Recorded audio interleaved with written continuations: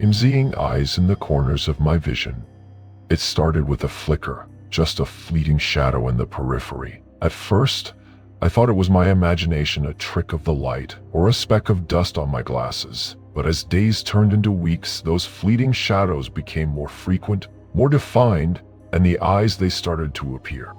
I work a typical 9-to-5 job in a nondescript office building. I spend most of my days staring at a computer screen, crunching numbers and filling out spreadsheets. My life is the epitome of mundane with little excitement or drama. But ever since I began seeing those eyes, my world has turned upside down. It was a Monday morning when I first noticed them. I had just sat down at my desk, nursing my first cup of coffee, when I felt a strange sensation. Like someone was watching me. I glanced around the office, but everything seemed normal. My colleagues were busy with their own tasks, oblivious to my growing unease. I shook it off, chalking it up to a sleepless night and too much caffeine. But as the day wore on, the feeling of being watched grew stronger. Every time I glanced at the corner of my vision, I caught a glimpse of something, an eye, just for a split second before it vanished. It was disconcerting, to say the least. I tried to ignore it, but the more I tried, the more persistent the eyes became. By the end of the week, I was convinced that something was terribly wrong. The eyes were no longer just shadows. They were vivid, almost lifelike. They seemed to be watching my every move, observing me with an intensity that sent chills down my spine. I couldn't focus on my work, and my performance started to suffer. I decided to confide in my best friend, Mark. We had known each other since college, and he was the only person I felt comfortable sharing my strange experiences with. We met at our favorite bar that Friday night, and I poured my heart out to him. "You're probably just stressed," he said, sipping his beer. "Maybe you need to take a break, get away from work for a bit away." "I don't know, Mark," I replied, my voice trembling. "These eyes, they're so real. I can't shake the feeling that something is watching me." Mark shrugged. "It could be a hallucination. Have you seen a doctor?" I hadn't. The thought of explaining my situation to a medical professional seemed daunting, but Mark had a point. Maybe there was a logical explanation for what I was experiencing. Reluctantly, I made an appointment with my family. Dr. Harris was a kindly old man who had been my physician since childhood. I trusted him, and I hoped he could provide some answers. After a thorough examination and a series of tests, Dr. Harris looked at me with a mixture of concern and confusion. "Physically, you're in good health," he said, adjusting his glasses. "But the symptoms you're describing, they don't align with any medical condition I know of. It might be psychological. Have you been under a lot of stress lately?" I nodded. "Work has been pretty hectic, but nothing out of the ordinary." Dr. Harris frowned. "I'll refer you to a psychiatrist. It could be anxiety or some form of visual hallucination. In the meantime, try to relax and get plenty of rest." I left the doctor's office feeling deflated. A part of me had hoped that he would find something, anything, that could explain the eyes, but instead, I was left with more questions and a sinking feeling in the pit of my stomach. Over the next few days, the eyes became more relentless. They were everywhere. At work, at home, even when I was out with friends. I couldn't escape them. They watched me while I slept, while I showered, while I ate. Their gaze was unyielding, penetrating, and utterly terrifying.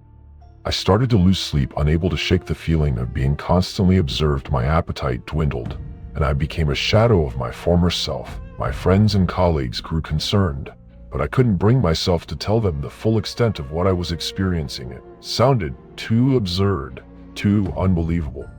One night, as I lay in bed staring at the ceiling, I felt a sudden, overwhelming urge to confront the eyes. I sat up, my heart pounding in my chest, and whispered into the darkness, "Who are you? What do you want from me?" For a moment, there was only silence. Then I heard it. A faint, almost imperceptible whisper, like a breath of wind. "We see you." I shivered, my blood turning to ice. I scanned the room, searching for the source of the voice, but there was nothing.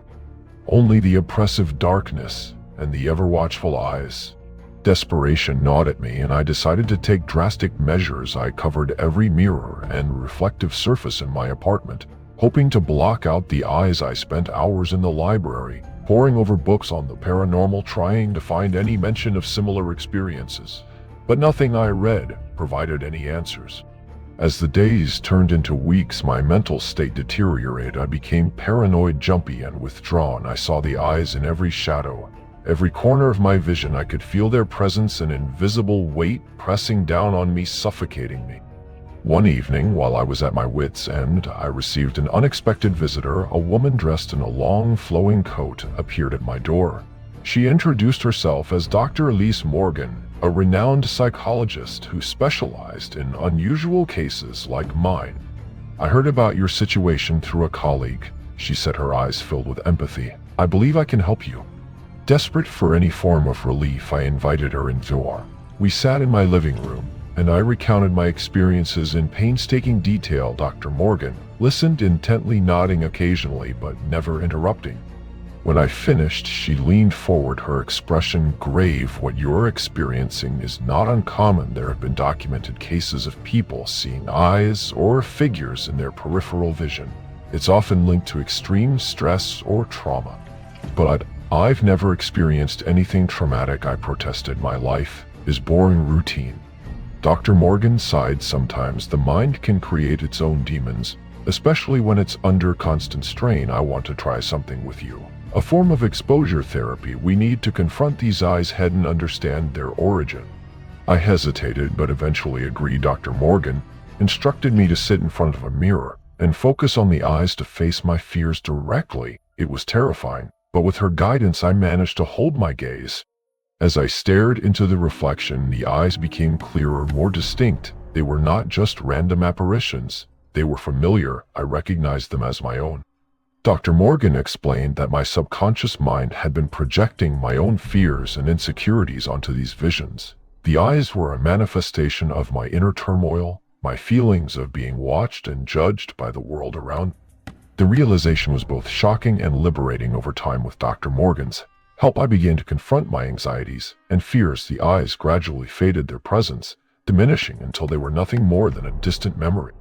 Today, I no longer see those eyes in the corners of my vision, but I will never forget the terror they brought into my life, nor the lessons I learned about the power of the mind and the importance of facing one's fears.